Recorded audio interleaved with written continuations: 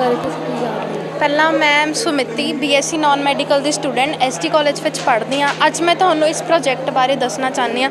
ਇਹ ਪ੍ਰੋਜੈਕਟ ਦਾ ਨਾਮ ਹੈ ਹੀਮੋਡਾਇਲਸਿਸ। ਡਾਇਲਸਿਸ ਆਪਾਂ ਕਿਹਨੂੰ ਕਹਿੰਦੇ ਹਾਂ? ਡਾਇਲਸਿਸ ਇੱਕ ਪ੍ਰੋਸੈਸ ਹੈ। ਜਦੋਂ ਆਪਣੀ ਕਿਡਨੀ ਖਰਾਬ ਹੋ ਜਾਂਦੀ ਹੈ ਉਦੋਂ ਆਪਾਂ ਇੱਕ ਪ੍ਰੋਸੈਸ ਪਰਫੋਰਮ ਕਰਾਉਂਦੇ ਹਾਂ ਜੋ ਕਿ ਹੌਸਪੀਟਲਸ 'ਚ ਹੁੰਦਾ। ਜਦੋਂ ਆਪਣੀ ਕਿਡਨੀ ਵਰਕ ਕਰਨਾ ਬੰਦ ਕਰ ਦਿੰਦੀ ਹੈ, ਇਹ ਪ੍ਰੋਸੈਸ ਐਵੇਂ ਆ। ਇੱਥੇ ਇੱਕ ਟਿਊਬ ਲੱਗੀ ਹੋਈ ਹੈ ਜਿਹੜੀ ਆਪਣੀ ਆਮ ਦੇ ਵਿੱਚ ਅਟੈਚ ਕੀਤੀ ਜਾਂਦੀ ਹੈ। ਉਸ ਤੋਂ ਬਾਅਦ ਇਹਦੇ ਵਿੱਚੋਂ ਵੇਸਟ ਪ੍ਰੋਡਕਟ ਕੱਢੇ ਜਾਂਦੇ ਨੇ, ਜਿਵੇਂ ਪੋਟੈਂਸ਼ੀਅਮ ਆਇਨਸ, ਹਾਈਡਰੋਨੀਅਮ ਆਇਨਸ ਤੇ ਯੂਰੀਆ। ਇਹਨਾਂ ਤਿੰਨਾਂ ਨੂੰ ਜਦੋਂ ਆਪਾਂ ਕੱਢਦੇ ਹਾਂ ਆਪਣੀ ਬਾਡੀ ਵਿੱਚੋਂ ਤੇ ਆਪਣਾ ਬਲੱਡ ਫਿਲਟਰੇਟ ਹੋ ਕੇ ਦੁਬਾਰਾ ਆਪਣੀ ਬਾਡੀ ਵਿੱਚ ਪਾਇਆ ਜਾਂਦਾ ਹੈ। ਇਹ ਹੈਗਾ ਆਪਣਾ ਡਾਇਲਸਿੰਗ ਚੈਂਬਰ ਜਿਹਦੇ ਵਿੱਚ ਸਾਰਾ ਬਲੱਡ ਫਿਲਟਰੇਟ ਹੁੰਦਾ। ਇੱਥੋਂ ਬਲੱਡ ਫਿਲਟਰੇਟ ਹੋ ਕੇ ਦੁਬਾਰਾ ਹਿਊਮਨ ਦੇ ਹੈਂਡ ਵਿੱਚ ਜਾਂਦਾ। ਇਹ ਸਾਰਾ ਪ੍ਰੋਸੈਸ 3 ਜਾਂ 5 ਘੰਟਿਆਂ ਦੇ ਵਿੱਚ ਹੁੰਦਾ ਪੂਰਾ ਟੋਟਲੀ ਪ੍ਰੋਸੈਸ। ਨਾਮ ਕੀ ਤੁਹਾਡਾ? ਮੇਰਾ ਨਾਮ ਅਮਿਤੋਸ਼ ਸ਼ਰਮਾ। ਸੰਗਮ ਗੁਪਤਾ। ਅੱਜ ਜੋ ਤੁਸੀਂ ਇਹ ਸਾਇੰਸ ਫੇਅਰ ਤੇ ਇਹ ਮਾਡਲ ਬਣਾਇਆ, ਇਹਦੇ ਬਾਰੇ ਦੱਸੋ ਕਿ ਇਹ ਕੰਮ ਕਿਵੇਂ ਕਰਦਾ? ਇਹ ਮਾਡਲ ਕੀ ਹੈ? ਇਹ ਦਰਸਾਉਂਦਾ ਵੀ ਆਪਾਂ ਬਿਨਾਂ ਕੋਈ ਇਲੈਕਟ੍ਰੀਸਿਟੀ ਸੋਰਸ ਦੇ, ਬਿਨਾਂ ਕੋਈ ਬੈਟਰੀ ਲਾਏ ਆਪਾਂ ਇਲੈਕਟ੍ਰੀਸਿਟੀ ਪੈਦਾ ਕਰ ਰਹੇ ਹਾਂ। ਦੇਖੋ, ਬਿਨਾਂ ਆਪਣੇ ਕੋਲ ਕੋਈ ਇੱਥੇ ਉਹ ਨਹੀਂ ਲੱਗੀ ਹੋਈ ਬੈਟਰੀ, ਨਾ ਕੋਈ ਆਪਣੇ ਕੋਲ ਇਲੈਕਟ੍ਰਿਕ ਸੋਰਸ ਆ। ਆਪਣੇ ਕੋਲ ਸਿਰਫ ਕੀ ਆ, salt water and chemical reaction ਹੋ ਰਹੀਆਂ ਅਤੇ ਉਹਦੇ ਨਾਲ ਕੀ ਹੋ ਰਿਹਾ, ਆਪਣੇ ਕੋਲ ਇਲੈਕਟ੍ਰੀਸਿਟੀ ਪੈਦਾ ਹੋ ਰਹੀ ਆ। ਹਾਂਜੀ, ਸੋ ਤੁਹਾਡਾ ਨਾਮ ਕੀ ਹੈ? My name is Kusmanjali. And your team name? She is Parika and she is Naina Priya. Okay, and ਤੁਸੀਂ ਮਤਲਬ ਸਾਇੰਸ ਫੇਅਰ ਦੇ ਮੌਕੇ 'ਤੇ ਜੋ ਪ੍ਰੋਜੈਕਟ ਬਣਾਇਆ ਉਹਦੇ ਹਾਊ ਇਟ ਵਰਕਸ ਐਂਡ ਤੁਸੀਂ ਦੱਸੋ।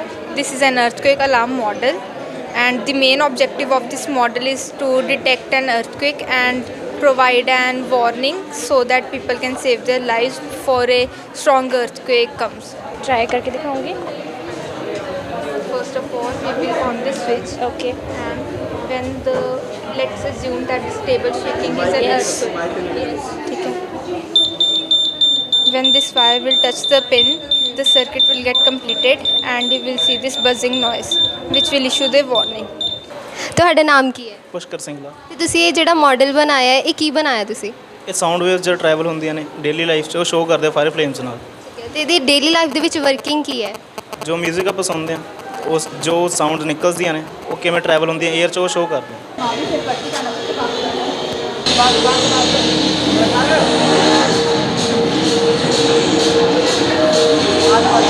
SD ਕਾਲਜ ਬਰਨਾਲਾ ਵੱਲੋਂ ਅੱਜ model project poster and quiz ਮੁਕਾਬਲੇ ਕਰਵਾਏ ਜਾ ਰਹੇ ਆ। ਸਟੂਡੈਂਟ ਤੁਸੀਂ ਦੇਖ ਸਕਦੇ ਹੋ ਸਾਡੇ ਨਾਲ ਨੇ।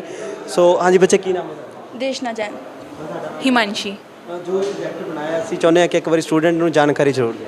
ਇਹ ਲਿਸਾਜਿਸ ਫਿਗਰਸ ਹੈ। ਇਹਦੇ ਨਾਲ ਆਪਾਂ ਨੂੰ ਫੇਸ ਡਿਫਰੈਂਸ ਐਂਡ ਫ੍ਰੀਕੁਐਂਸੀ ਪਤਾ ਚੱਲਦੀ ਹੈ। ਜਿਵੇਂ ਕਿ ਹੁਣ ਇਸ ਟਾਈਮ 'ਤੇ ਆਪਾਂ 2:1 ਦੇ ਵਿੱਚ ਇਹਨੂੰ ਬਣਾ ਕੇ ਦਿਖਾਉਂਦੇ ਹਾਂ। ਬਸ ਇਹ ਡਿਫਰੈਂਟ ਪੈਟਰਨ ਐਂ ਸ਼ੋਅ ਕਰੇ। ਇਹ ਡਿਫਰੈਂਟ ਪੈਟਰਨ ਐਵੇਂ ਹੀ ਸ਼ੋਅ ਕਰੇਗਾ। ਅਤੇ ਜਿਵੇਂ ਤੁਸੀਂ ਦੇਖੀ ਜਾ ਰਹੇ ਹੋ ਅਤੇ ਇਹਦੇ ਨਾਲ ਆਪਾਂ ਨੂੰ 2 ਸਾਈਨੋਸੋਡਲ ਵੇਵਸ ਦੀ ਫ੍ਰੀਕੁਐਂਸੀ ਅਤੇ ਫੇਸ ਡਿਫਰੈਂਸ ਪਤਾ ਚੱਲਦਾ ਹੈ। ਸੋ ਇਸ ਤੋਂ ਬਾਅਦ ਆ ਜਿਹੜਾ ਇਨਾਮ ਵੰਡ ਸਮਾਰੋਹ ਹੋਣਾ, ਉੱਥੋਂ ਦੀ ਜਿਹੜੀ ਕਵਰੇਜ ਵੀ ਜਲਦੀ ਕਰਾਂਗੇ।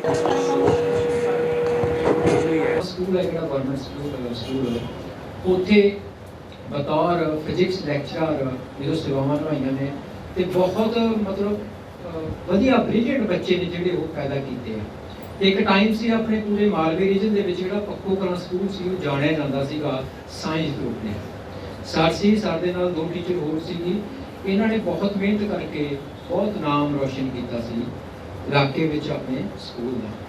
ਅਤੇ ਇਸੇ ਮਿਹਨਤ ਕਰਕੇ ਸਾਨੂੰ 2020 ਦੇ ਵਿੱਚ ਸਟੇਟ ਅਵਾਰਡ ਵੀ ਜਿਹੜਾ ਹੈ ਬੱਚਿਆਂ ਦੀ ਸਾਇੰਟੀਫਿਕ ਇੰਸਟੀਟਿਊਸ਼ਨ ਜਾਂ ਇੰਡਸਟਰੀਅਲ ਟ੍ਰਿਪ ਆਰਗੇਨਾਈਜ਼ ਕਰਵਾਵਾਂਗੇ ਤੇ ਅਸੀਂ ਉਹਨਾਂ ਵਾਸਤੇ ਵਿਜ਼ਿਟਿੰਗ ਲੈਕਚਰ ਕਰਵਾਵਾਂਗੇ ਡਿਫਰੈਂਟ ਯੂਨੀਵਰਸਿਟੀਆਂ ਤੋਂ ਬੁਲਾ ਕੇ। ਔਰ ਇਸ ਦੇ ਵਾਸਤੇ ਆਪਾਂ ਸ਼ਾਰਟ ਲਿਸਟ ਹੋਏ। ਮੈਂ ਤੁਹਾਨੂੰ ਦੱਸਦਾ ਰਕੇਸ਼ ਸਰ ਜੀ ਕਿ ਆਲ ਓਵਰ ਇੰਡੀਆ ਨੀਅਰਲੀ 160 ਤੋਂ 70 ਦੇ ਕਰੀਬ ਹਰ ਸਾਲ ਕਾਲਜਿਸ ਜਿਹੜੇ ਹੈ ਇਸ ਸਕੀਮ ਵਾਸਤੇ ਅਪਲਾਈ ਕਰਦੇ ਆ। ਔਰ ਫਿਰ ਜਿਹੜੀ ਉਹਨਾਂ ਦੀ ਟਾਸਕ ਫੋਰਸ ਹੈ ਜਾਂ ਐਕਸਪਰਟ ਕਮੇਟੀ ਹੈ ਉਹ ਇਵੈਲੂਏਟ ਕਰਦੀ ਹੈ ਔਰ ਉਹਦੇ ਬੇਸ ਤੇ ਉਹ 36 ਜਾਂ 35 ਦੇ ਕਰੀਬ ਕਾਲਜਿਸ ਨੂੰ ਪ੍ਰਪੋਜ਼ਲ ਕਿੰਨੀ ਕੁ ਦਮਦਾਰ ਹੈ, ਤੁਹਾਡੀ ਕਿੰਨੀ ਕੁ ਫੀਜ਼ੀਬਲ ਹੈ, ਕਿੰਨੀ ਕੁ ਮਤਲਬ ਪ੍ਰੈਕਟੀਕਲ ਲੈਵਲ ਤੇ ਉਹ ਪੋਸੀਬਲ ਹੈ, ਉਹਨਾਂ ਦੀ ਐਕਸਪਰਟ ਕਮੇਟੀ ਇਹ ਡਿਸਾਈਡ ਕਰਦੀ ਹੈ। ਤੇ ਫਿਰ ਉਹ 35 ਦੀ ਪ੍ਰੈਜੈਂਟੇਸ਼ਨ ਹੁੰਦੀ ਹੈ ਔਰ ਉਸ ਪ੍ਰੈਜੈਂਟੇਸ਼ਨ ਚੋਂ ਵੀ ਸਰ ਆਪਾਂ ਨੂੰ 16 ਕਾਲਜਿਸ ਨੂੰ ਆਲ ਓਵਰ ਇੰਡੀਆ ਜਿਹੜੀ ਹੈ ਇਹ ਸਕੀਮ ਇਸ ਸਾਲ ਦੇ ਵਿੱਚ ਅਲਾਟ ਹੋਈ ਹੈ ਤੇ ਉਹਨਾਂ ਚੋਂ we are one of them।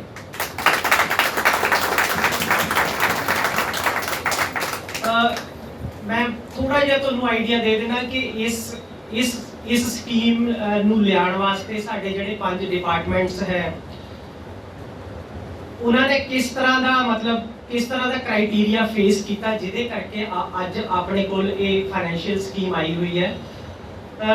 ਪਹਿਲਾਂ ਆਪਾਂ ਉਹਨਾਂ ਨੂੰ ਨਵੇਂ ਆਈਡੀਆਜ਼ ਦਿੱਤੇ ਔਰ ਫਿਰ ਉਸ ਪ੍ਰੈਕਟੀਕਲ ਤੇ ਪ੍ਰੋਜੈਕਟ ਰਿਲੇਟਡ ਆਈਡੀਆਜ਼ ਤੇ ਆਪਾਂ ਉਹਨਾਂ ਤੋਂ ਆਪਰੇਟਰਸ ਜਾਂ ਇਕਵਿਪਮੈਂਟਸ ਮੰਗੇ। ਆਪਾਂ ਜਸਟੀਫਾਈ ਕੀਤਾ ਕਿ ਜੇ ਅਸੀਂ ਇਹ ਵਾਲੇ ਐਕਸਪੈਰੀਮੈਂਟ ਕਰਵਾਵਾਂਗੇ ਤਾਂ ਸਾਨੂੰ ਆਹ ਵਾਲੇ ਇਕਵਿਪਮੈਂਟਸ ਦੀ ਲੋੜ ਹੈ ਤੇ ਉਹ ਜਿਹੜੀ ਉਹਨਾਂ ਦੀ ਟਾਸਕ ਫੋਰਸ ਜਾਂ ਐਕਸਪਰਟ ਕਮੇਟੀ ਸੀਗੀ ਉਹਨਾਂ ਨੇ ਐਗਰੀ ਕੀਤਾ ਕਿ ਯੈਸ ਇਹ ਫੀਜ਼ੀਬਲ ਹੈ, ਤੁਸੀਂ ਲੋਕ ਕਰ ਸਕਦੇ ਹੋ। ਦੂਸਰਾ ਕ੍ਰਾਈਟੇਰੀਆ ਸਰ ਉਹਨਾਂ ਦਾ ਸੀਗਾ ਕਿ ਤੁਹਾਡੀ ਜਿਹੜੀ ਫੈਕਲਟੀ ਹੈ ਉਹਨਾਂ ਦੀ ਐਕਸਪਰਟੀਜ਼ ਕਿਸ ਤਰ੍ਹਾਂ ਦੀ ਹੈ, ਉਹਨਾਂ ਦਾ ਰਿਸਰਚ ਵਰਕ ਕਿਸ ਤਰ੍ਹਾਂ ਦਾ ਹੈ। ਉਹਦੇ ਚ ਰਕੇਸ਼ ਸਰ ਮੈਂ ਤੁਹਾਨੂੰ ਦੱਸਾਂ ਕਿ ਸਾਡੇ ਕੋਲ ਮਤਲਬ ਜੋ ਫੈਕਲਟੀ ਹੈ ਸਾਇੰਸ ਉਹ ਪੁਰਾਣੇ ਤੇ ਨਵਿਆਂ ਦਾ ਕੰਬੀਨੇਸ਼ਨ ਹੈ। ਮਤਲਬ ਨਵੇਂ ਟੀਚਰਸ ਜਿਹੜੇ ਸਾਡੇ ਕੋਲ ਪਿਛਲੇ 4-5 ਸਾਲ ਤੋਂ ਆਏ ਹੈ ਉਹ ਸਾਡੇ ਇੰਸਟੀਟਿਊਸ਼ਨ ਦੇ ਏਸੈਟਸ ਹੈ, ਕਿਉਂਕਿ ਅਸੀਂ ਕਾਫੀ ਲੋਕ ਪੁਰਾਣੇ ਹੋ ਗਏ ਹਾਂ ਤੇ ਸਾਡਾ ਰਿਸਰਚ ਹੈਂਡ ਉਨਾ ਵਧੀਆ ਨਹੀਂ ਰਿਹਾ। ਪਰ ਜਿਹੜੀ ਨਵੀਂ ਅਪਾਇੰਟਮੈਂਟ ਸਾਡੇ ਕੋਲ ਹੋਈ ਹੈ ਪਿਛਲੇ 4-5 ਸਾਲਾਂ ਦੇ ਵਿੱਚ, ਮੈਂ ਜ਼ਿਕਰ ਕਰਨਾ ਚਾਹੂੰਗਾ specially sir doctor Manish Kumar ਹੈ ਸਾਡੇ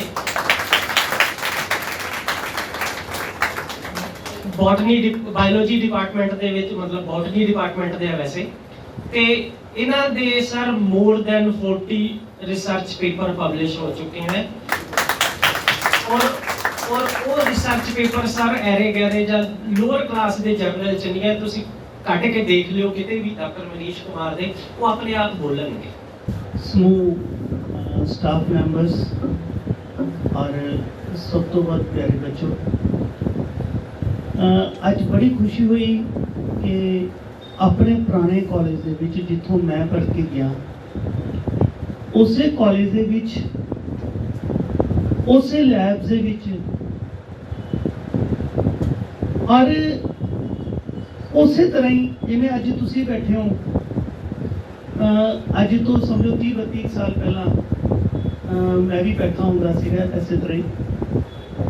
ਬਹੁਤ ਅੱਛਾ ਲੱਗਿਆ ਔਰ ਮੈਂ ਸਭ ਤੋਂ ਪਹਿਲਾਂ ਤਾਂ ਥੈਂਕਸ ਕਰੂੰਗਾ ਇਸ ਫੈਕਲਟੀ ਮੈਂਬਰਸ ਦਾ ਤੇ ਕਾਲਜ ਦਾ ਜਿਨ੍ਹਾਂ ਨੇ ਮੈਨੂੰ ਮੌਕਾ ਦਿੱਤਾ ਕਿ ਮੈਂ ਇਸ ਕਾਲਜ ਦੇ ਵਿੱਚ ਆ ਕੇ ਤੁਹਾਡੇ ਨਾਲ ਰੂਬਰੂ ਹੋਵਾਂ।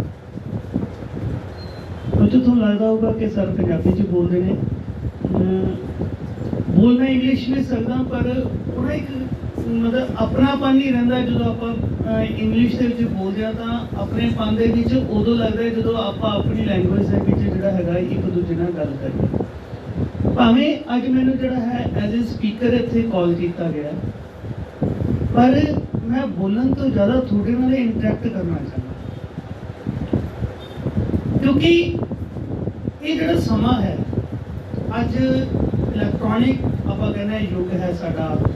IT ਦਾ ਬਹੁਤ ਵੱਡਾ ਇੰਪੋਰਟੈਂਟ ਇਫੈਕਟਸ ਹੈ ਸਾਡੇ ਉੱਪਰ, ਚਾਹੇ ਉਹ ਮੋਬਾਈਲ ਲੈ ਲਈਏ ਆਪਾਂ, ਚਾਹੇ ਕੰਪਿਊਟਰਸ ਲੈ ਲਈਏ, ਪਰ ਕਿਤੇ ਨਾ ਕਿਤੇ ਉੱਥੇ ਰੋਲ ਇੱਕ ਬੇਸਿਕ ਸਾਇੰਸ ਦਾ ਜ਼ਰੂਰ ਹੈ।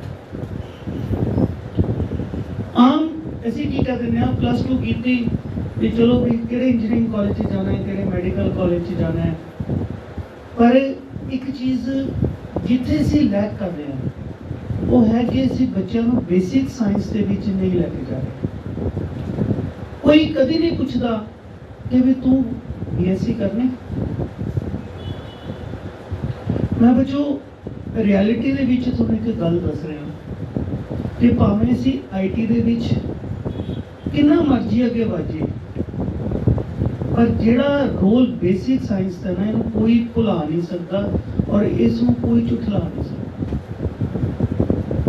ਅਸੀਂ ਜਦੋਂ ਤੁਹਾਡੇ ਵਰਗੇ ਸੀ ਇੱਥੇ ਬੈਠਦੇ ਸੀ, ਉਦੋਂ ਤੁਸੀਂ ਹੁਣ ਸ਼ਾਇਦ ਨਹੀਂ ਜਾਣਦੇ, ਮੈਂ ਮੈਡਮ ਨਾਲ ਹੁਣੇ ਗੱਲ ਕਰਕੇ ਆ ਰਿਹਾ ਸੀਗਾ ਕਿ ਪ੍ਰੋਫੈਸਰ ਇੰਦਰਜੀਤ ਜੀ ਹੁੰਦੇ ਸੀਗੇ, ਫਿਜ਼ਿਕਸ ਦੇ ਸਾਡੇ ਪ੍ਰੋਫੈਸਰ ਸੀਗੇ ਇੱਥੇ ST ਕਾਲਜ ਦੇ ਵਿੱਚ।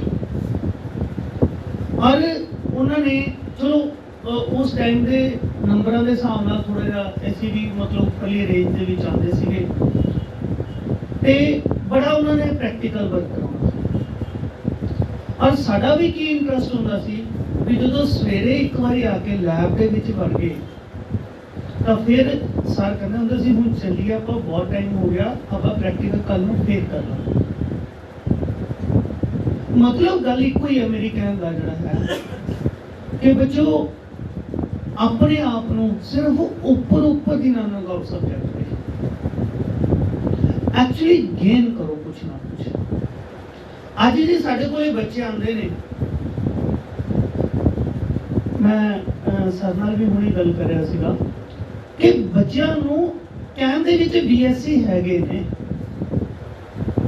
ਪਰ ਇਨ ਰਿਐਲਿਟੀ ਜਿਹੜੀ ਹੈਗੀ ਹੈ ਉਹ BSc ਨਹੀਂ ਹੈਗੇ, ਉਹ MSc ਨਹੀਂ ਹੈਗੇ। ਕਿਉਂ ਨਹੀਂ ਹੈ?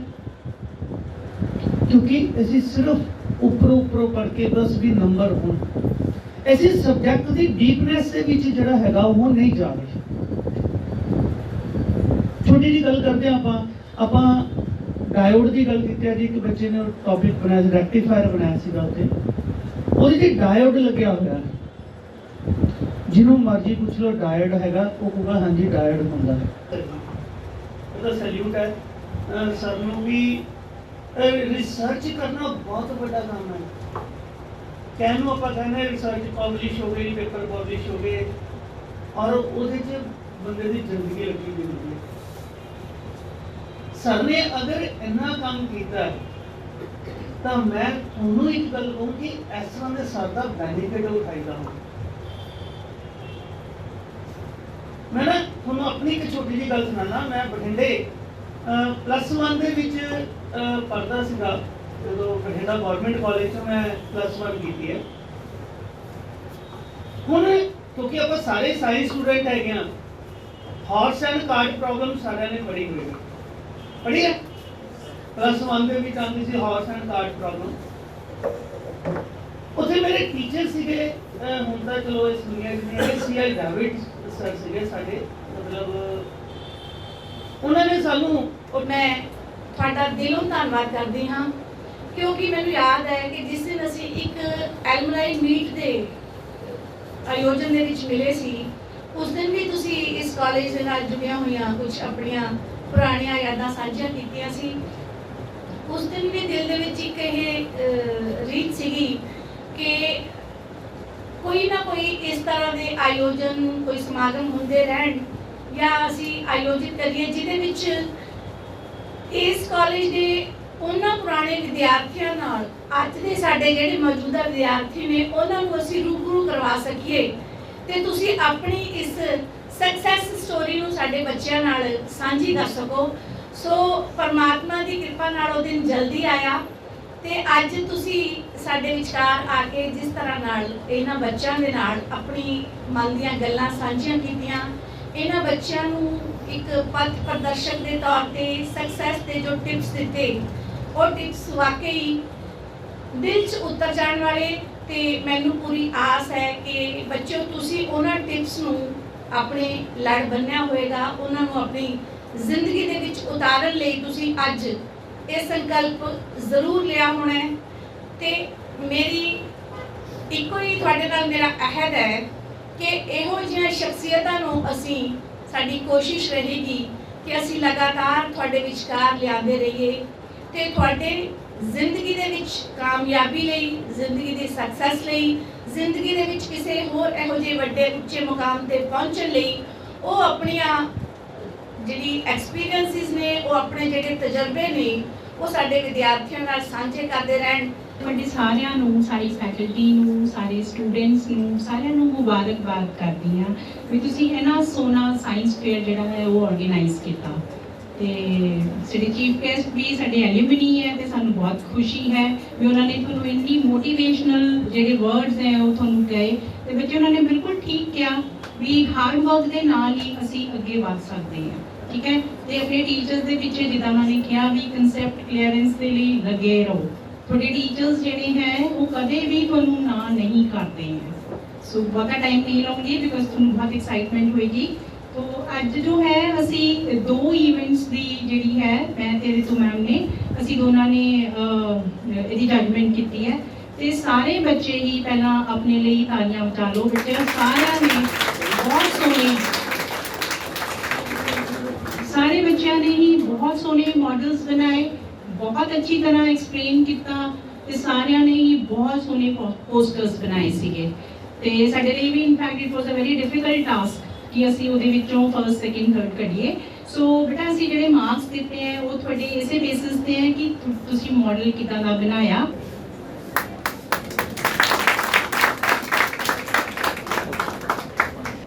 मॉडल मेकिंग ਦੇ ਵਿੱਚ ਜਿਹੜੀ ਥਰਡ ਪੋਜੀਸ਼ਨ ਹੈ ਉਹ ਐਕਚੁਅਲੀ ਦੋ ਟੀਮਸ ਨੂੰ ਹੈ ਤੇ ਮੈਂ ਦੋਨਾਂ ਨੂੰ ਕੰਬਾਈਨਡ ਹੀ ਕਹਿ ਦੂੰਗਾ ਇੱਕ ਵਾਰ ਤੁਹਾਡੇ ਕੋਲੇ ਆ ਜਾਓ ਤੇ ਟਰਾਫੀਜ਼ ਨੇ ਜਿਹੜੀਆਂ ਉਹ ਤੁਹਾਨੂੰ ਬਾਅਦ ਵਿੱਚ ਉਹ ਕਰ ਦਾਂਗੇ।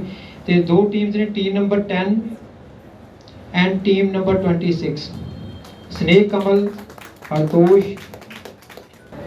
ਸੈਕੰਡ ਪੋਜੀਸ਼ਨ ਹੈ ਜਿਹੜੀ ਉਹ Pushkar Jugraj Singh.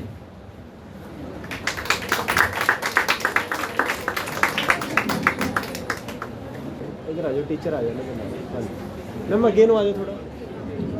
First position model making competition च निखिल कुमार, विकास and Jashandeep.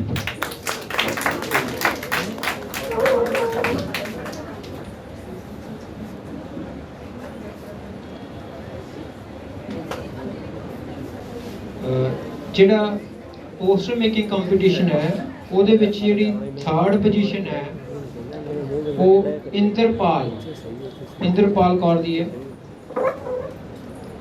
Third position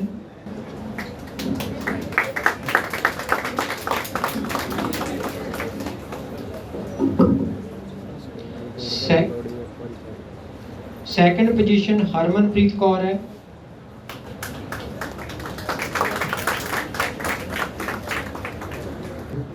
first year Jaspreet Kaur first position BSc non medical second year.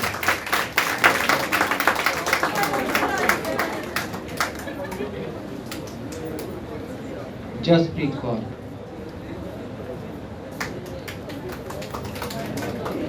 Poster making दे विच एक कंसोलेशन प्राइज है Dilpreet Kaur non medical first year. Dilpreet Kaur.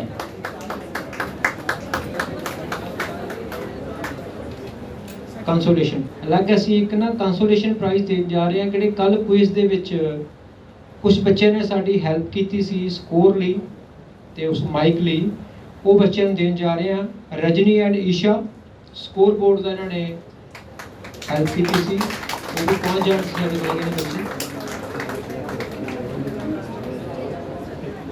दीक्षा शिवानी टाइम कीपिंग रखी सी। लवप्रीत ते राहुल इन्होंने माइक प्लीज पहुंच जाओ आज बच्चे। लवप्रीत ते राहुल।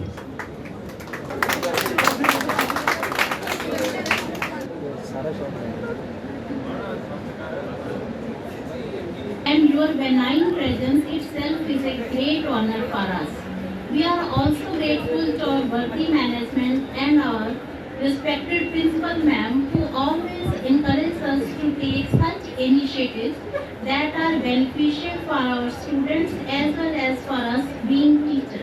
बहुत ही अच्छा प्रोग्राम और मैं ਅੱਜ ਦੇ ਜਿੰਨੇ ਵੀ ਪਾਰਟਿਸਪੈਂਟ ਸੀ ਸਾਇੰਸ ਫੇਅਰ ਦੇ ਵਿੱਚ ਉਹਨਾਂ ਸਾਰੇ ਬੱਚਿਆਂ ਨੂੰ ਮੁਬਾਰਕਬਾਦ ਦਿੰਦਾ ਔਰ ਉਮੀਦ ਕਰਦਾ ਕਿ ਇਸ ਤਰ੍ਹਾਂ ਦੇ ਜਿਹੜੇ ਸਾਇੰਸ ਫੇਅਰਸ ਨੇ ਉਹ ਅੱਗੇ ਨੂੰ ਵੀ ਕੰਟੀਨਿਊ ਰਹਿਣੇ ਚਾਹੀਦੇ ਨੇ ਔਰ ਇਸੇ ਤਰ੍ਹਾਂ ਹੀ ਬੱਚਿਆਂ ਦੇ ਵਿੱਚ ਹੋਰ ਜੋਸ਼ ਭਰ ਕੇ ਜਿਹੜਾ ਹੈ ਇਹਨਾਂ ਸਾਰੇ ਸਾਇੰਸ ਫੇਅਰਸ ਨੂੰ ਜਿਹੜਾ ਹੈ ਅੱਗੇ ਨੂੰ ਕੰਟੀਨਿਊ ਕਰ। ਸਭ ਤੋਂ ਪਹਿਲਾਂ ਤਾਂ ਮੈਂ ਪ੍ਰਿੰਸੀਪਲ ਰਾਕੇਸ਼ ਕੁਮਾਰ ਜੀ ਦਾ ਬਹੁਤ ਜ਼ਿਆਦਾ ਦਿਲੋਂ ਧੰਨਵਾਦ ਕਰਨਾ ਚਾਹਾਂਗੀ ਕਿ ਉਹਨਾਂ ਨੇ ਆਪਣੇ ਇੰਨੇ ਜ਼ਿਆਦਾ ਬਿਜ਼ੀ ਸ਼ੈਡਿਊਲ ਦੇ ਵਿੱਚੋਂ ਟਾਈਮ ਕੱਢਿਆ।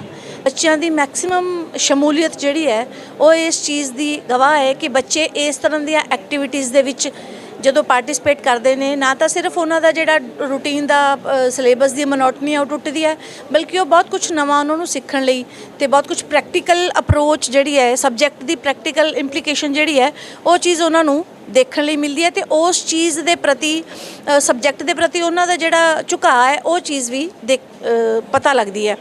ਤੇ ਇਸ ਦੇ ਨਾਲ ਹੀ ਮੈਂ ਸਾਡੇ ਜਿਹੜੇ ਚੀਫ ਗੈਸਟ ਨੇ ਅੱਜ ਦੇ ਪ੍ਰਿੰਸੀਪਲ ਰਾਕੇਸ਼ ਜੀ ਉਹਨਾਂ ਦਾ ਧੰਨਵਾਦ ਕਰਨਾ ਚਾਹਾਂਗੀ ਕਿ ਉਹਨਾਂ ਨੇ ਆਪਣੇ ਇੰਨੇ ਰੁਝੇਵਿਆਂ ਭਰੇ ਸਮੇਂ 'ਚੋਂ ਟਾਈਮ ਕੱਢਿਆ ਤੇ ਸਾਡੇ ਬੱਚਿਆਂ ਦੇ ਮਾਡਲਸ ਜਿਹੜੇ ਨੇ ਉਹ ਦੇਖੇ ਹੈ, ਉਹਨਾਂ ਦੇ ਪੋਸਟਰਸ ਦੇਖੇ ਹੈ, ਤੇ ਉਸ ਦੇ ਨਾਲ ਸਭ ਤੋਂ ਹੀ ਜਿਹੜੀ ਖਾਸ ਗੱਲ ਉਹ ਇਹ ਹੈ ਕਿ ਉਹਨਾਂ ਨੇ ਆਪਣੀ ਜਿਹੜੀ ਜੀਵਨ ਯਾਤਰਾ ਦੀ ਜਿਹੜੀ ਸਕਸੈਸ ਸਟੋਰੀ ਹੈ, ਸਕਸੈਸ ਦੇ ਜਿਹੜੇ ਟਿਪਸ ਨੇ ਉਹ ਸਾਡੇ ਵਿਦਿਆਰਥੀਆਂ ਦੇ ਨਾਲ ਸਾਂਝੇ ਕੀਤੇ। ਸਾਡੇ ਵਿਦਿਆਰਥੀਆਂ ਨੂੰ ਸਕਸੈਸ ਮੰਤਰਾਸ ਜਿਹੜੇ ਨੇ ਉਹ ਦਿੱਤੇ ਨੇ, ਜਿਹਦੇ ਨਾਲ ਕਿ ਉਹ ਆਉਣ ਵਾਲੇ ਸਮੇਂ ਦੇ ਵਿੱਚ ਆਪਣੇ ਜਿਹੜੇ ਕੈਰੀਅਰ ਦੇ ਵਿੱਚ ਸ਼ਾਈਨ ਕਰ ਸਕਣ ਤੇ ਸਕਸੈਸਫੁਲੀ ਉਸ ਮੁਕਾਮ ਤੇ ਪਹੁੰਚ ਸਕਣ। ਤੇ ਇੱਕ ਹੋਰ ਖੂਬਸੂਰਤ ਗੱਲ ਜਿਹੜੀ ਇਹ ਹੈ ਕਿ ਪ੍ਰਿੰਸੀਪਲ ਰਾਕੇਸ਼ ਜੀ ਇਹ ਸਾਡੇ ਹੀ ਕਾਲਜ ਦੇ ਜਿਹੜੇ ਐਲਮਨਾਈ ਰਹੇ ਨੇ, ਇਸੇ ਕਾਲਜ ਤੋਂ ਪੜ੍ਹ ਕੇ ਉਹ ਅੱਜ ਇਸ ਉੱਚ ਪਦ ਦੇ ਉੱਤੇ ਵਿਦਮਾਨ ਨੇ। ਸੋ ਇੱਕ ਵਾਰ ਫਿਰ ਮੈਂ ਸਾਰਿਆਂ ਦਾ ਬਹੁਤ ਧੰਨਵਾਦ ਕਰਦੀ ਹਾਂ। ਇੱਕ ਖਾਸ ਚੀਜ਼ ਜਿਹੜੀ ਮੈਂ ਇੱਥੇ ਸਾਂਝੀ ਕਰਨਾ ਚਾਹੁੰਦੀ ਹਾਂ ਉਹ ਇਹ ਹੈ ਕਿ ਸਾਡਾ ਜਿਹੜਾ journalism and multimedia technology department, ਜਿਸ ਦੇ ਵਿੱਚ ਸਾਡੇ ਕੋਲੇ 2 ਲੈਵਲਸ ਦੇ ਉੱਤੇ ਜਰਨਲਿਜ਼ਮ ਦੇ ਕੋਰਸ ਚੱਲ ਰਹੇ ਨੇ। ਇੱਕ ਤਾਂ ਸਾਡੇ ਕੋਲੇ ਗ੍ਰੈਜੂਏਸ਼ਨ ਲੈਵਲ ਤੇ ਐਜ਼ ਅ ਸਬਜੈਕਟ ਕੋਰਸ ਚੱਲ ਰਿਹਾ, ਤੇ ਉਸ ਦੇ ਨਾਲ ਇੱਕ BVoc ਦੇ ਵਿੱਚ ਜਿਹੜਾ ਚੱਲ ਰਿਹਾ। ਇਹ ਖਾਸ ਤੌਰ ਤੇ ਜ਼ਿਕਰਯੋਗ ਗੱਲ ਹੈ ਕਿ ਐਸਡੀ ਕਾਲਜ ਦੇ ਵਿੱਚ ਕਦੇ ਵੀ ਕੋਈ ਵੀ ਪ੍ਰੋਗਰਾਮ, ਕੋਈ ਵੀ ਸਮਾਰੋਹ, ਕੋਈ ਵੀ ਇਵੈਂਟ ਜਦੋਂ ਹੁੰਦੀ ਹੈ ਤਾਂ ਉਸ ਦੀ ਜਿਹੜੀ ਸਕਸੈਸ ਹੈ, ਉਸ ਦੀ ਸਕਸੈਸ ਨੂੰ ਇਸ ਲੈਵਲ ਤੱਕ ਲੈ ਕੇ ਜਾਣ ਲਈ, ਉਸ ਦੀ ਸਕਸੈਸ ਨੂੰ ਉਹਦੇ ਪ੍ਰਚਾਰ ਤੇ ਪ੍ਰਸਾਰ ਲਈ, ਜਿਵੇਂ ਕਹਿੰਦੇ ਆ ਕਿ ਮੀਨਾਰਾਂ ਦੇ ਵਿੱਚ ਥੱਲੇ ਜਿਹੜਾ ਨੀਂਹ ਦਾ ਕੰਮ ਕਰਦਾ ਹੈ ਉਹ ਸਾਡਾ ਇਹ ਡਿਪਾਰਟਮੈਂਟ ਕਰਦਾ ਹੈ। ਸਾਡੇ ਜਰਨਲਿਜ਼ਮ ਡਿਪਾਰਟਮੈਂਟ ਦੇ ਜਿਹੜੇ ਬੱਚੇ ਨੇ ਤੇ ਸਾਡੇ ਜਿਹੜੇ ਟੀਚਰਸ ਨੇ ਉਹ ਬਹੁਤ ਹੀ ਮਿਹਨਤ ਨਾਲ, ਬਹੁਤ ਖੂਬਸੂਰਤੀ ਨਾਲ ਨਾ ਸਿਰਫ ਉਸ ਪ੍ਰੋਗਰਾਮ ਨੂੰ ਕਵਰ ਕਰਦੇ ਨੇ ਬਲਕਿ ਉਹਦੇ ਵਿੱਚ ਆਪਣੀ ਮਿਹਨਤ, ਆਪਣੀ ਲਗਨ ਨਾਲ ਐਡੀਟਿੰਗ ਕਰਦੇ ਹੋਏ ਉਹਨੂੰ ਖੂਬਸੂਰਤੀ ਦੇ ਨਾਲ ਜਦੋਂ ਔਨ ਏਅਰ ਆਪਣੇ ਚੈਨਲ ਦੇ ਉੱਤੇ ਤੇ ਆਪਣੇ ਜਿਹੜੇ ਅਖਬਾਰ ਦੇ ਉੱਤੇ ਜਦੋਂ ਨੁਮਾਇਆਂ ਕਰਦੇ ਨੇ ਤਾਂ ਐਸਡੀ ਕਾਲਜ ਲਈ ਇਹ ਬਹੁਤ ਹੀ ਵੱਡੀ ਇੱਕ ਐਕਸਪੋਜ਼ਰ ਇਵੈਂਟ ਜਿਹੜੀ ਆ ਉਹ ਬਣ ਕੇ ਨਿਬੜਦੀ ਹੈ। ਸੋ ਮੈਂ ਖਾਸ ਤੌਰ ਤੇ ਸਾਡੇ ਇਸ journalism and multimedia technology department ਦੇ ਟੀਚਰਸ ਦਾ ਤੇ ਸਟੂਡੈਂਟਸ ਦਾ ਖਾਸ ਤੌਰ ਤੇ ਧੰਨਵਾਦ ਕਰਦੀ ਹਾਂ। ਐਕਚੁਅਲੀ ਸਟੂਡੈਂਟਸ ਜਿਹੜੇ ਆ ਉਹ ਹਮੇਸ਼ਾ ਹੀ ਫੁੱਲ ਆਫ એનર્ਜੀ ਹੁੰਦੇ ਆ। ਇਹ ਜਿਹੜਾ ਪ੍ਰੋਗਰਾਮ ਅਸੀਂ ਉਲੀਕਿਆ ਉਹ ਡਿਪਾਰਟਮੈਂਟ ਆਫ ਬਾਇਓਟੈਕਨੋਲੋਜੀ ਦੀ ਜਿਹੜੀ ਸਟਾਰ ਕਾਲਜ ਸਕੀਮ ਹੈ ਉਸ ਦੇ ਤਹਿਤ ਇਹ ਪ੍ਰੋਗਰਾਮ ਕੀਤਾ ਗਿਆ। ਇਸ ਦੇ ਵਿੱਚ ਅਸੀਂ ਬੱਚਿਆਂ ਨੂੰ ਸਾਇੰਸ ਦੇ ਨਾਲ ਜੋੜਨ ਵਾਸਤੇ ਜਿਹੜਾ ਇਹ ਸਾਇੰਸ ਫੇਅਰ ਕਰਾਇਆ ਹੈ, ਉਹਦੇ ਵਿੱਚ ਅਸੀਂ ਬੱਚਿਆਂ ਤੋਂ ਮਾਡਲ ਮੇਕਿੰਗ, ਪ੍ਰੋਜੈਕਟ ਮੇਕਿੰਗ ਤੇ ਕੁਇਜ਼ ਕਰਵਾਇਆ ਗਿਆ। ਮਤਲਬ ਸਾਡਾ ਪਰਪਸ ਇਹੀ ਹੈ ਕਿ ਬੱਚਿਆਂ ਦੇ ਵਿੱਚ ਜਿਹੜਾ ਸਾਇੰਸ ਪ੍ਰਤੀ ਜਿਹੜੀ ਬੇਰੁਖੀ ਆਈ ਹੈ ਉਹ ਲਗਾਵ ਪੈਦਾ ਕੀਤਾ ਜਾ ਸਕੇ। ਔਰ ਮਤਲਬ ਸਾਡੀ ਇਹ ਕੋਸ਼ਿਸ਼ ਹੈ ਕਿ ਬੱਚੇ ਫਰਦਰ PG ਵਾਸਤੇ ਵੀ ਜਿਹੜੇ ਸਾਇੰਸ ਕੋਰਸਿਸ ਹੈ ਇਸ ਨੂੰ ਅਡਾਪਟ ਕਰਨ।